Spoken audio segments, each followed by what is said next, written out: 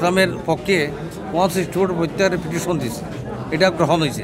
আর বাদীপক্ষ সাক্ষী না দিয়ে তারা চাচ্ছে যে দণ্ডবিধি আইনে যে চার্জশিট হয়েছে ওই চার্জশিট আর বিচার নারী শিশুর দুইটা চার্জশিটের বিচার একত্রিত, এটা আদালত মানে না, গত তারিখে মানে না। এটার এগেনস্টে তারা হাইকোর্ট যাবে, হাইকোর্ট মহামান্য হাইকোর্টের আদেশ অপেক্ষায় আজকে সময় দেওয়া হচ্ছে।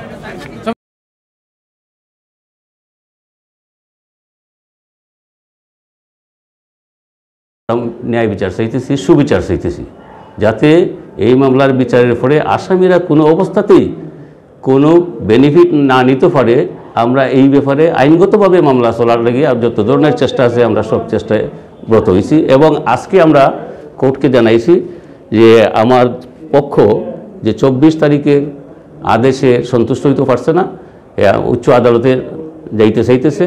কাজেই এই মামলাটা আর অগ্রসর না হইলে একটা নির্দিষ্ট সময়ের লাগি আদালত এই পর্যায়ে রাখা উচিত।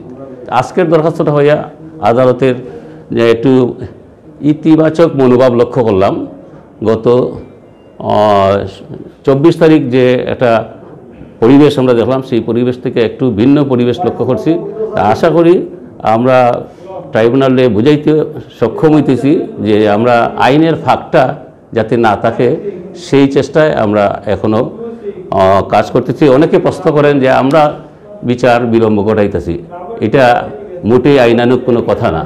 আমরা লক্ষ্য করছি যে এই যে ইনফরমেন্ট বা বাদী বা সংবাদদাতা, এই সংবাদদাতা হইল এই মামলার 1 নম্বর সাক্ষী। এই সাক্ষীরে নানাভাবে মোবাইলে নানাভাবে বিব্রত করা হইতেছে, এমনকি জনের অংশগ্রহণ আমরা টের পাইতেছি যে তারা বুঝাইতেছেন যে মামলাটা তো এরা শেষ করে দিব, তোমার মামলাটা এরা শেষ করে দিব। এইসব নেতিবাচক কথাবার্তা কেন হওয়া হইতেছে, কার স্বার্থে হওয়া হইতেছে এটা না বুঝেই হয়তো তারা হইতেছেন।